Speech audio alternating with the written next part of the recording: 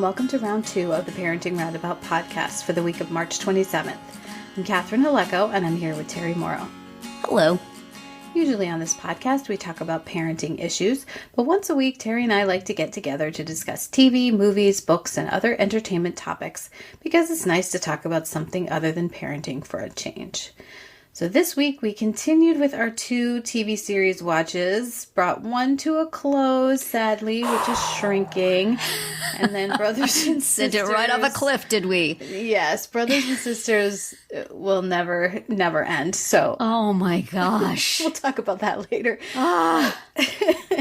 Shrinking, so this was the final episode of season 1. It's called Closure, so there was quite a bit. Yeah. Tying up loose ends. There and then was. There was one giant new one created, which I didn't appreciate. I don't know about you. Yeah, no, I don't want plot. I'm not coming to this show for plot. I'm... Yeah. So should we say what this was? It was...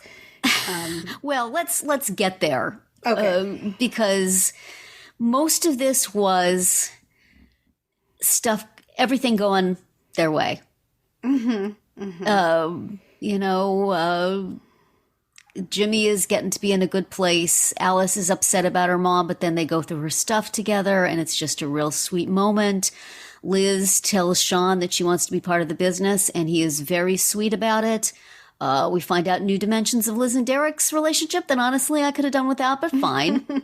Good for Derek. He's fun to have on this show. Yes. Let's see. Gabby and Jimmy are discovering, as we figured out, that not so safe, but still setting up for something in the future. Paul comes through for Gabby after Liz guilts him into it and gives her a good recommendation, which she doesn't really need, but still is very moved to have. We end, Jimmy and Sean, in their various ways, talk Brian's dad into being his best man, and cute use of Sean's past issues, which are now completely gone and unthinkable. And we have a nice wedding. Jimmy stumbles a little bit at the beginning, but then he comes through with just the loveliest speech. Yeah. So nice. So good. Few F-bombs just because it's this show, but still lovely. Yes. And then they're dancing, and Jimmy's dancing with Gabby, and Jimmy's dancing with Alice, and everybody is happy. Paul's, the doctor is there with him. They're just adorable together. Everything's great. And we see these little vignettes. Paul says, I'm amazed that you came through all that stupid stuff you did with your patients and everything was okay. And at which point I went, uh-oh. Because we had earlier seen Grace, the patient with the abusive husband, having a session with Jimmy, reporting on how she's been booping her husband a little bit, and it's been making her madder and madder at him and seeing clearer and clearer what a terrible person he was, and that sometimes she thinks she could just push him off a cliff. And Jimmy, because he's doing this thing of encouraging her to be independent, and because he's still doing his unconventional shtick, says, just push him off the cliff and break his head open and eat his brains. And I'm going... I guess I stopped taking notes for a while. And the last thing I had in my notes was, so if Grace kills her husband, it's going to be on Jimmy. Yeah. And then we go through all the good stuff, the wedding, the dancing, and then we see little vignettes of all Jimmy's patients. Here's Grace going on a hike on her husband. Here's the girl who had the obsessive compulsive sitting on a park bench. Here's the guy who was yelling at the barista, having what looked like a date with the barista. Here's the other guy with a girl. Everything's great. And then, at the very end, Grace pushes her husband off a cliff. Because they're hiking, and he's continuing to be his same awful self. And he goes and he literally walks up to the edge of a cliff. I know. And it's like, really? Really? And then I'm just like, don't do it. Don't do it. Don't do it. Don't do it. And she did it. She did it. So... And Well, way to set up for next season, I guess. Yeah. But is it next season of a show I'm gonna want to watch?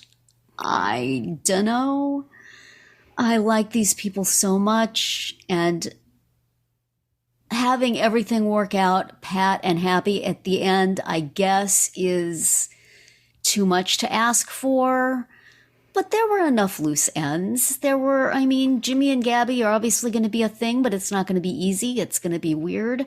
Paul has this degenerative illness hanging over him, and that could continue.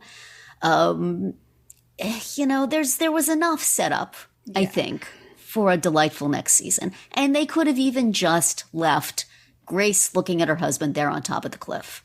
They could have just left it there. Right. And you could have thought that he turns around and walks back, or this was the point where she's like, I could kill him or I could leave him. Yes, and she's thinking about it, and then we come back next season to see. Right. Any chance it could have just been a fantasy of hers that she was imagining herself? Well, no. I can't think of any way this is going to play out that I am going to enjoy, but you know what? I really, really loved this show. I really loved it up to that moment.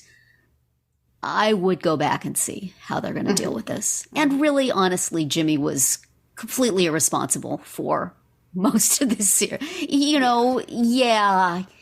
needs to have a little comeuppance from it, probably. And honestly, I ain't going to mourn for that dude.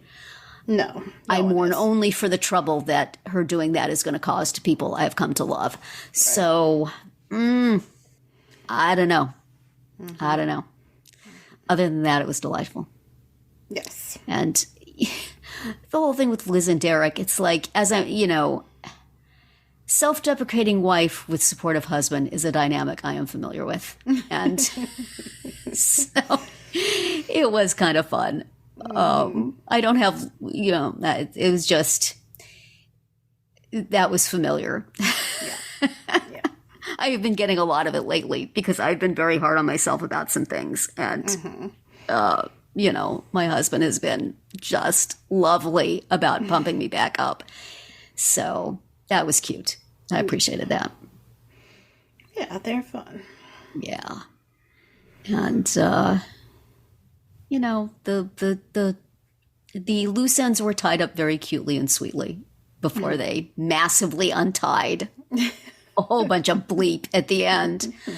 Oh, man. Yes. Sean got to have, he's kicking off his business. And he should have catered the wedding. Did he cater the wedding? I don't know. He didn't cater the wedding, did he? Yeah, he's not up to speed yet. Unclear. I guess he's going to be doing food trucks and not catering or something. I don't know. Yeah. Well, Liz is on it.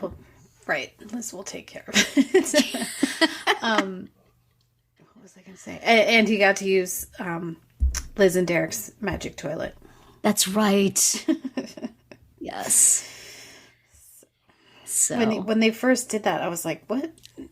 When they're about to go look at food trucks and he says, can I use your restroom first? Yeah. I was like, what are they doing? Why do we need to know this? And then I remembered it was the $8,000 toilet. They have an $8,000 toilet. And Gabby got a rock. Yes. But first she had to fully confess and explain everything about her and Jimmy. But Derek, having seen them because he was out on the balcony peeing, was delightful. Nice payoff to that earlier scene. You're right. And he suggests that Jimmy could do some squats. Technically, I hope he's just enjoying the heck out of that role because it's just 100% positivity, and even when he's being negative, he's positive. Mm-hmm. He's so fun. So much fun on this show. Really enjoyed it. Really wish we hadn't taken that turn at the end, but it was. I knew it was coming. I was just hoping maybe I was wrong, but it's like, shoot. Yes, I know. I was immediately like, have there been reviews? Have there been recasts? Like what's going on? Oh, gads. I'm sure there are, but yeah. I mean, dude had it coming. Yeah. But still, it could have waited till next season. You guys, leave us with the warm glow. We've been through a lot with these people. Absolutely.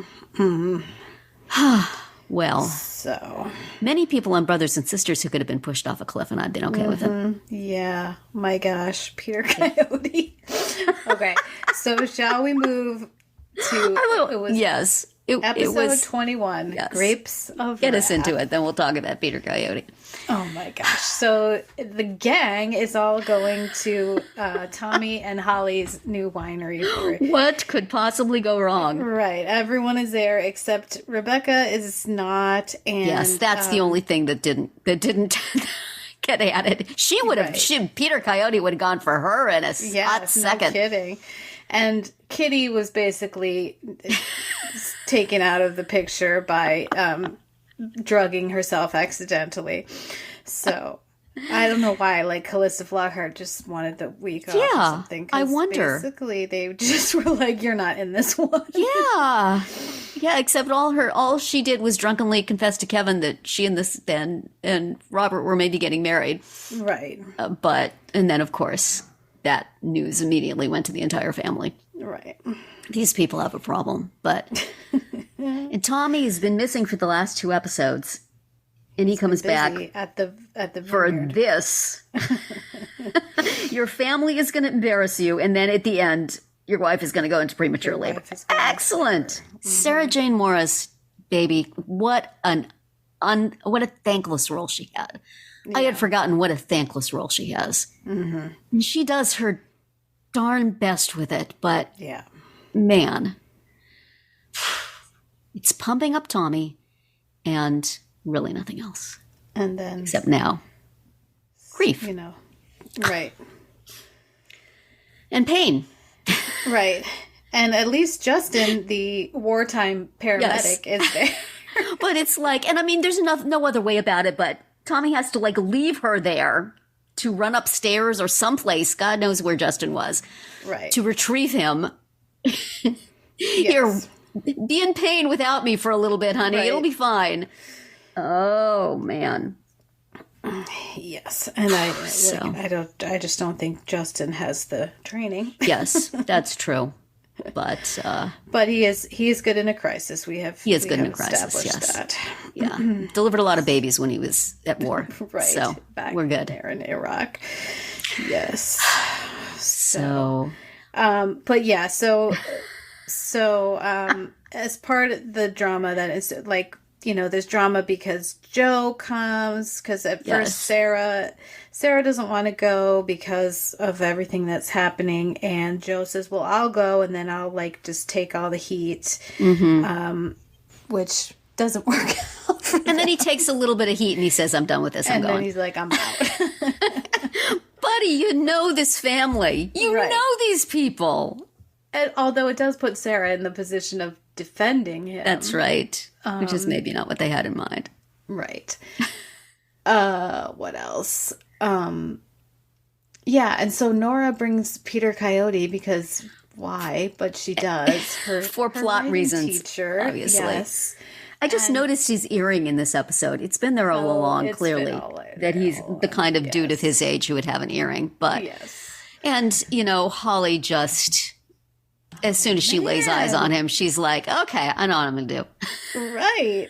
And he, of course, falls for it in 2 seconds. Yeah. Rebecca would have been better bait, but still, Holly can get him in easy pickings for Holly. Right. And, of course, it helps that Nora leaves him alone to go deal with her crazy family. With all her children screaming at each other. Except for the one who's passed out. And also no one notices, basically. Yeah. No one's like, where's Kitty? And I mean, he's like, you have to do things. You've taken 3 pain pills and a ton of wine, and then he just leaves her. So fortunately, she lives through it. But I think he just put her to bed. I hope so. But if you bring a guy to a party and then you leave him alone, especially if he's that guy. Well, yeah. You can't be too surprised that he finds other companionship. And Holly was just, I don't know. Holly saw an opportunity. She saw an opportunity, and sure. Why the heck not? I'm pleased to see him go. Yes.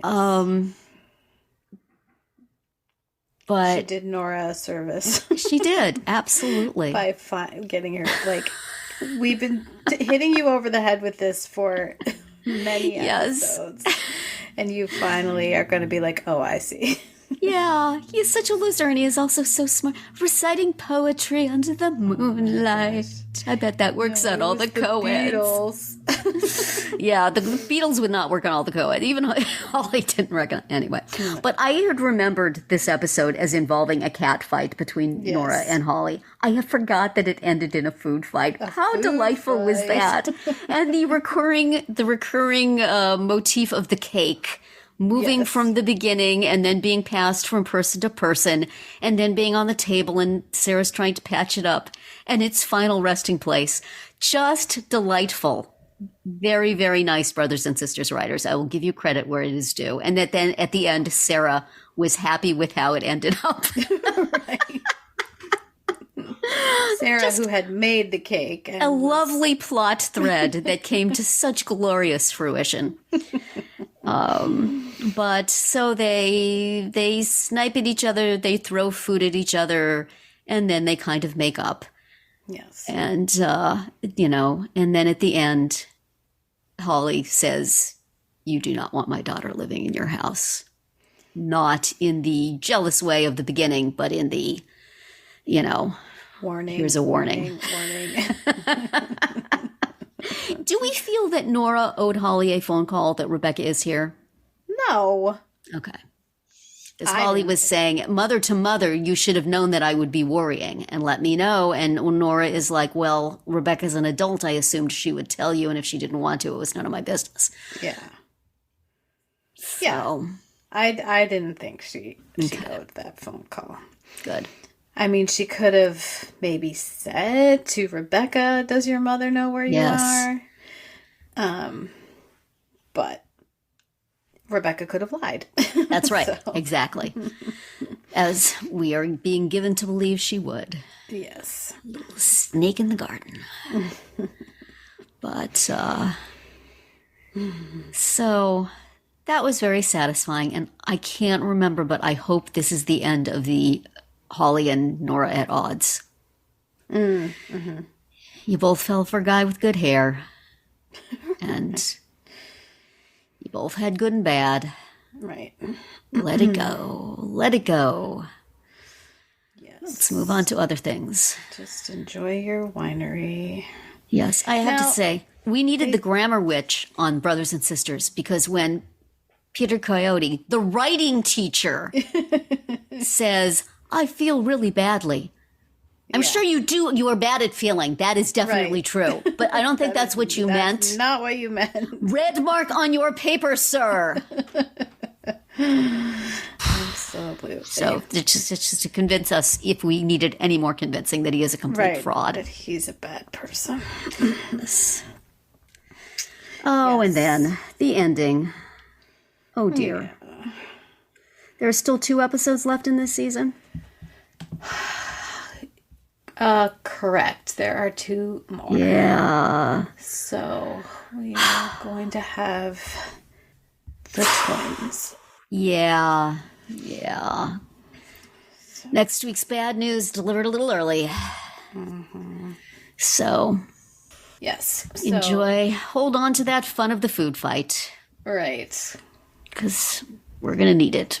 The drama returns. And what's coming ahead. But. Yes. So next week. I hope Tommy gave that check to somebody who will be able to deposit it while he is busy with other things. Yes. Holly. Yeah. Yes, the check from an investor that he was angling for, who basically was like, you have a crazy family. I think I'll give you some money. That's right. Clearly, y'all love wine, so I know that you'll do a good job. Also, do most wineries have adult grape juice handy? Yes. Oh, my gosh. Sober And also there is Yes. my triggering thing of seeing a pregnant woman holding a glass of something. And I'm just, since they mentioned that Justin has grape juice, I'm just going to assume that she had white grape juice. But, you know, I know people have thoughts about telling pregnant women what not and not to do, but I'm raising a kid with fetal alcohol syndrome. Do not be drinking wine, Julia. Yeah. Do not. So that was, Yes. don't show that, please. Don't show that. Anyway, Anyway. it was water. I'm sure it was water Yes. or white grape juice. And that's all I want to know. Right. But so So next week it's going to be episode 22, which is called Favorite Son. And then in happier news, yes, Ted Lasso has Ted returned. Lasso. So we are going to watch the first 3 of the season. So that Oh my will be goodness. the first 3 ones that Yes. are out by Right. the time you listen to the next one. They are called Smells Like Mean Spirit, and then paren I Don't Want to Go To close paren Chelsea, Okay. and 451. So these are very Alrighty. quick. I don't know. Yeah. I wish I was coming off a super happy feeling about shrinking and going into Ted Lasso with all sorts of good expectations. And now I'm like, I don't like Nate being on the other team. I don't like him being evil. I don't like, maybe there's trouble between Roy and Keeley. I don't like a lot of the things they set up at the end of last season. Right. I don't know. Am I going to enjoy this? Is it going to be good? This is what you've done. Bill Lawrence and Brett Goldstein. This is what you've done to me. Right. Well, She didn't have to push him in this season is all I'm saying. Save it. yes. Well, we'll just have to wait and see for the We next will. season of Shrinking. But at least we can Yes. jump in on Ted Lasso, and then we'll keep going with that as it continues. Yes, we will. And that's And gonna we be will look forward to, we have heard that there is another season of Shrinking coming, correct. right? Yes, we don't know when, but yes. We will hold good thoughts. So that's going to be it for round 2 Maybe nobody today. ever discovers him. Maybe he just rots there in the desert and Grace goes on to live a good life. And that's all it is. That could I be, feel right? like it could happen because nobody liked that guy. Right. He's just in some bit of brush. If nobody's hiking by there, it's off a cliff. She'll move on to her new life and say, he just left her. And she's so glad. Bye. I have however many months until the season starts to believe that. Right, to believe in that. Okay. Anyway, go ahead. Sorry. That's going to be it for round 2 today. Please subscribe to our Parenting Roundabout podcast so you won't miss any of our episodes. We have something new for you every weekday. As always, you can find recaps, links, and an opportunity to comment on our website at parentingroundabout.com. Goodbye, Terry. Goodbye, Catherine. Goodbye, everyone. Don't push anybody off a cliff.